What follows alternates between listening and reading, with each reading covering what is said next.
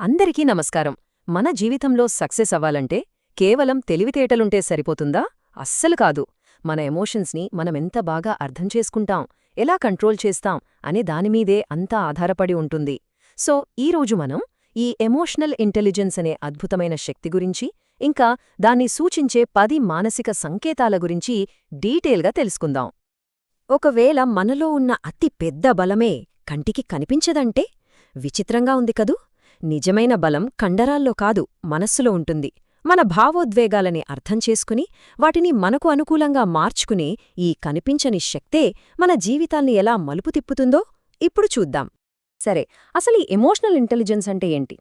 చాలామంది అనుకున్నట్టు ఇది కేవలం ఫీలింగ్స్ ఉండటం కాదు, ఇదొక స్కిల్.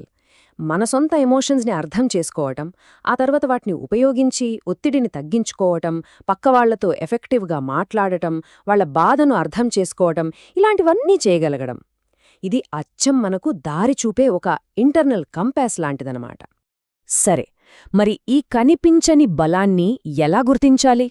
దానికి కొన్ని సంకేతాలున్నాయి. ఇప్పుడు మనం హై ఎమోషనల్ ఇంటెలిజెన్స్ ఉన్నవాళ్లలో కనిపించే 10 క్లియర్ సైన్స్ని ఒక్కొక్కటిగా చూద్దాం. అవును, కరెక్టుగా 10 సంకేతాలు. ఇవేదో మామూలు అలవాట్లు కాదండోయ్. ఒక మనిషికి ఎంత లోతైన మానసిక అవగాహన ఉందో చెప్పడానికి ఇవే బలమైన ఆధారాలు. ఒక్కసారి చూడండి. ఎమోషన్స్ని చదవడం, కామ్గా ఉండటం, అవసరమైన చోట హద్దులు పెట్టుకోవడం, చివరికి మనల్ని మనం యాక్సెప్ట్ చేసుకోవడం వరకు ఇలా చాలా ఉన్నాయి. మనం ఈ 10ంటిని వివరంగా చూడబోతున్నాం. సరే, మన ప్రయాణాన్ని మొదటి సంకేతంతో మొదలుపెడదామా? మొదటి భాగం చెప్పని మాటలను చదవడం. అంటే మాటల్లో చెప్పలేని దాన్ని కూడా గ్రహించగల సామర్థ్యం. ఇది చాలా ఇంట్రెస్టింగ్గా ఉంటుంది. ఓకే, ఫస్ట్ సైన్ ఇదే. ఒక్కసారి ఊహించుకోండి, మనమొక రూంలోకి వెళ్తాం. అక్కడ ఎవ్వరూ ఏమీ మాట్లాడట్లేదు. అయినా సరే అక్కడి వాతావరణం ఏదో తేడాగా ఉందని, మనుషుల మూడ్ సరిగ్గా లేదని మనకు తెలిసిపోతుంది. అదే ఈ సామర్థ్యం. మాటలతో పనిలేకుండానే ఫీలింగ్స్ని అర్థం చేసుకోగలగడం. ఇక రెండో సంకేతం. ఇవి ఇంకా లోతైనది. పైకి నవ్వుతూ కనిపించే మనిషి వెనక దాగి ఉన్న బాధలు పసిగట్టగలగడం. వాళ్లు చెప్పకపోయినా సరే. ఇది కేవలం గమనించడం మాత్రమే కాదు, వాళ్లకి అండగా నిలబడాలి అని మనస్సులోంచి వచ్చే ఒక సహజమైన కోరిక. ఇది నిజమైన సానుగతికి అసలైన ఆధారం. సరే, ఇప్పటిదాకా ఇతరులను అర్థం చేసుకోవటం గురించి చూశాం కదా. అది ఒక్క సైడ్ మాత్రమే. ఇంకో ముఖ్యమైన సైడ్ ఏంటంటే మనల్ని మనం కంట్రోల్ చేసుకోవడం. ఇప్పుడు మన ఫోకస్ని బయటి నుంచి మన లోపలికి షిఫ్ట్ చేద్దాం. ఈ ఇన్నర్ వరల్డ్లో మాస్టరీ ఎలా ఉంటుందో చూద్దాం. ఈ ఇంటర్నల్ స్కిల్కి 2 పిల్లర్స్ ఉన్నాయనుకోండి. మొదటిది, చుట్టూ ఎంత పెద్ద గొడవ జరుగుతున్నా, ఎంత గందరగోళమున్నా సరే మనస్సును ప్రశాంతంగా నిలకడగా ఉంచుకోవడం. ఇక రెండోది, అనవసరమైన గొడవలు, నెగటివ్ సిచ్యువేషన్స్ నుంచి చాలా తెలివిగా, సైలెంట్గా తప్పుకోవడం. చూడటానికి ఇది వెనక్కి తగ్గడంలా అనిపించొచ్చు, కానీ ఇది బలహీనత కాదు, అది చాలా గొప్ప తెలివి. మన లోపల ఆ ప్రశాంతత ఉన్నప్పుడే ఇది సాధ్యమవుతుంది. ఆవేశంతో టక్కన రియాక్ట్ అవ్వకుండా ఆలోచించి రెస్పాండ్ అవ్వగలుగుతాం. ఇక్కడ చూడండి, ఆ తేడా ఎంత క్లియర్గా ఉందో. వెంటనే రియాక్ట్ అవ్వడం అనేది ఎమోషన్స్తో కూడుకున్నది. దానివల్ల తర్వాత బాధపడాల్సి వస్తుంది. అదే ఆలోచించి స్పందించడం వల్ల ఎప్పుడూ మంచి ఫలితాలే వస్తాయి. మరి ఈ ఇంటర్నల్ స్కిల్ ఎలా వస్తుంది? దీనికి 2 ముఖ్యమైన ప్రాక్టీసెస్ ఉన్నాయి. ఒకటి, డీప్ సెల్ఫ్ రిఫ్లెక్షన్. అంటే ప్రతిరోజూ కాసేపు మన ఆలోచనల గురించి, మన ఫీలింగ్స్ గురించి మనమే సమీక్షించుకోవడం. ఇక రెండోది, మనకంటూ కొన్ని బౌండరీస్ సెట్ చేసుకోవడం. అది కూడా ఇతరులను ఇబ్బంది పెట్టకుండా చాలా పీస్ఫుల్గా. నిజమైన ప్రజ్ఞ కేవలం తెలుసుకోవడం కాదు, అనుభూతి చెందడం. మరియు నిజమైన బలం కేవలం చర్య తీసుకోవడం కాదు, ఆగడం. వావ్! ఈ కొటేషన్ మన ఇన్నర్ వరల్డ్ గురించి ఎంత అద్భుతంగా చెప్పిందో కదా. కొన్నిసార్లు ఏమీ చేయకుండా ఒక్క క్షణం ఆగడమే అదే అతి పెద్ద బలం. ఆ చిన్న గ్యాప్లోనే మనకు క్లారిటీ, వివేకం వస్తాయి.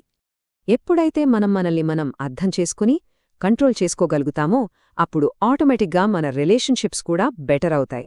మరి ఈ ఇమోషనల్ ఇంటెలిజెన్స్ మనల్ని ఇతరులతో నిజమైన సానుభూతితో ఎలా కలుపుతుందో ఇప్పుడు చూద్దాం. ఇది మూడో సంకేతం. ఎక్కడైనా గొడవలొచ్చినప్పుడు నేనే గెలవాలి అని వాదించడం కాకుండా అసలు వాళ్ళు ఎందుకలా అనుకుంటున్నారు అని అవతలి వాళ్ళ పాయింట్ ఆఫ్ వ్యూని అర్థం చేసుకోవడానికి ట్రై చేయడం. ఆ తర్వాత ఇద్దరికీ నచ్చే ఒక సొల్యూషన్ వెతకడం. ఇది హై ఇమోషనల్ ఇంటెలిజెన్స్కి చాలా క్లియర్ సైన్. ఇక 4వ సంకేతం. ఇది చాలా ఇంట్రెస్టింగ్. ఇతరుల సక్సెస్ని చూసి మనస్ఫూర్తిగా సంతోషించడం. ఈ చార్ట్లో చూడండి. ఇమోషనల్ ఇంటెలిజెన్స్ తక్కువగా ఉంటే అసూయ వస్తుంది. యావరేజ్గా ఉంటే పట్టించుకోరు. కానీ ఎవరికైతే హై ఎమోషనల్ ఇంటెలిజెన్స్ ఉంటుందో వాళ్ళు ఎలాంటి ఈగో లేకుండా నిజమైన సంతోషంతో ఇతరుల విజయాన్ని సెలబ్రేట్ చేసుకుంటారు. ఎందుకంటే వాళ్లకి తమ మీద తమకు నమ్మకముంటుంది. సరే, ఇక మనం చివరి 10వ సంకేతానికి వచ్చేశాం.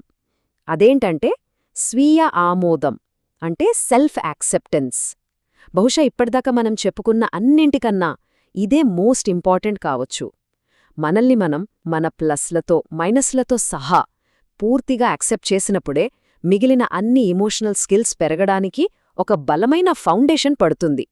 సరే, మనం ముగింపుకు వచ్చేస్తున్నాం. ఇప్పటిదాకా మనం చర్చించుకునే ఈ 10 సంకేతాలు కేవలం కొన్ని మంచి అలవాట్ల లిస్ట్ కాదు, అంతకంటే చాలా ఎక్కువ. ఇవన్నీ కలిసి ఒక సూపర్ పవర్ని చూపిస్తాయి. అవును, కరెక్ట్గా విన్నారు. ఈ 10 సంకేతాలు విడివిడిగా ఉండే క్వాలిటీస్ కాదు, ఇవన్నీ కలిసి ఒక లోతైన ఇంటిగ్రేటెడ్ ఇంటెలిజెన్స్ని ఫామ్ చేస్తాయి. ఇది మన జీవితాన్ని, మన సంబంధాలను నడిపించే ఒక పవర్ఫుల్ టూల్. కాబట్టి మనం గుర్తుంచుకోవాల్సిన కీలకమైన విషయమేంటంటే ఎమోషనల్ ఇంటెలిజెన్స్ అనేది కేవలం ఒక స్కిల్ కాదు, అదొక సూపర్ పవర్. ఇతరులను అర్థం చేసుకునే శక్తి, మనల్ని మనం కంట్రోల్ చేసుకునే శక్తి, ప్రేమతో, కరుణతో నడుచుకునే శక్తి. ఇది చాలా చాలా ముఖ్యమైన విషయం. ఎప్పుడైనా ఎవరైనా చాలా సెన్సిటివ్గా ఉన్నావ్ అనంటే దాన్ని ఒక వీక్నెస్గా ఫీల్ అవ్వకండి. చాలా సందర్భాల్లో అది మీ లోతైన గ్రహణ శక్తికి, మీ అపారమైన తెలివికి నిదర్శనం. అదే మీ అసలైన బలం. చివరగా ఈ ఒక్క ప్రశ్నతో ఈ విశ్లేషణను ముగిద్దాం. మనలో ప్రతి ఒక్కరం మన లోపల దాగి ఉన్న ఈ అదృశ్య బలాన్ని గుర్తించి దాన్ని డెవలప్ చేసుకుంటే మన పర్సనల్ లైఫ్స్, మన సమాజం ఎంత అద్భుతంగా మారిపోతాయో ఒక్కసారి ఆలోచించండి. అసలు ఈ దాగి ఉన్న బలం మన ప్రపంచాన్ని ఎలా తీర్చిదిద్దుతుంది?